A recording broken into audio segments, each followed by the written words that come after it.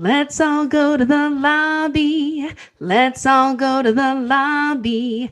Let's all go to the lobby and have ourselves a drink.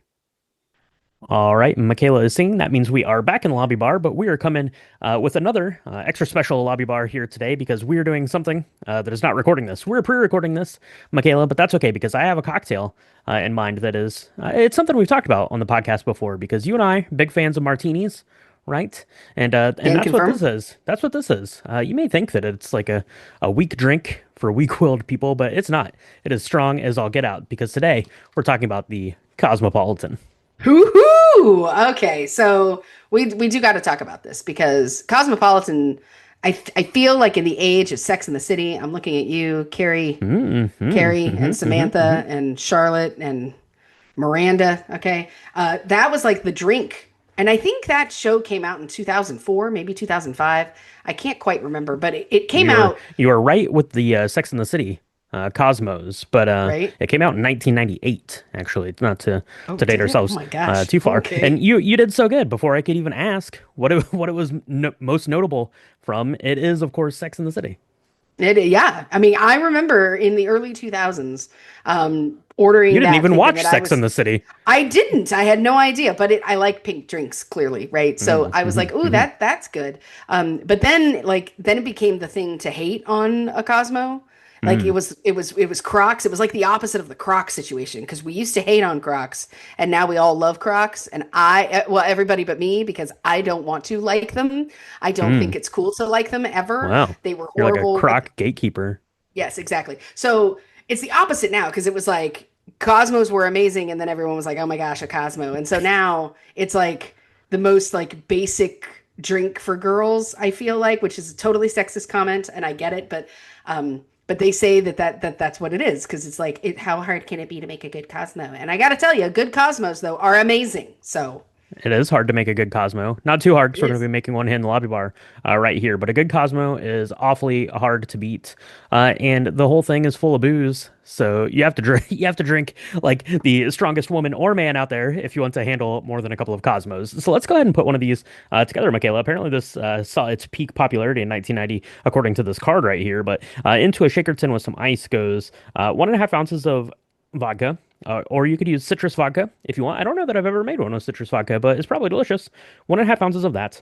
1 ounce of Cointreau or orange liqueur. You could use Ooh. Cointreau. You could use Grand Marnier. That's going to lead to a better tasting Cosmo, in my approximation. You could also use triple sec, which is if you're getting a Cosmo at like a dive bar. Maybe that's why you don't like Cosmos. There you go. 1 ounce of that. A half ounce of fresh lime juice and a Ooh. quarter of an ounce of cranberry juice. Go ahead and shake that with some ice, and then you're going to strain it into a very, very well chilled coupe or martini glass. You can garnish it with a bit of orange peel if you want. Sip and enjoy. No more than two of these because this is a martini, right, Michaela? Apparently, it is a martini. Can we talk about what constitutes a martini? Can we talk Yeah, about like like because there's a whole family of drinks that fall into the martini family, and I've never quite understood it to be perfectly honest. And don't judge me. I knew we have a cocktail podcast, but part of that is educating ourselves as well as others. mm-hmm. So Yeah. Well, I guess technically a martini could be anything that comes in a martini glass. That's for sure. But I classify myself. I don't know if there's like a legal definition of a martini. Truth be told. But I think it is any sort of vodka or gin-based cocktail that is meant to be drank straight up and served in a martini glass. That is how I view it. mm, So that encompasses chocolate martini, this mm, Cosmopolitan, a mm, lemon drop martini. Any of those things I think yeah. encompass the martini. And if I was setting up a very fancy cocktail bar with a martini menu, I would certainly put a Cosmopolitan on there. Michaela, Sex and the City is, of course, where this is famous from, but it was also name dropped in a couple of movies, or people are drinking Cosmopolitans in a movie, but I thought that this one was worth mentioning. It's a film from 2005 called In Her Shoes. It stars Toni Collette, Cameron Diaz, Shirley MacLaine. Did you see this one, Michaela? I don't think I did actually. Shirley MacLaine is a treasure, and so I'm surprised that I haven't seen it. It sounds like a mother-daughter film that I would enjoy and Mm. probably also hate. It would be one of those that I would love until, or I'd hate until the end, and then I'm a bawling pool of tears.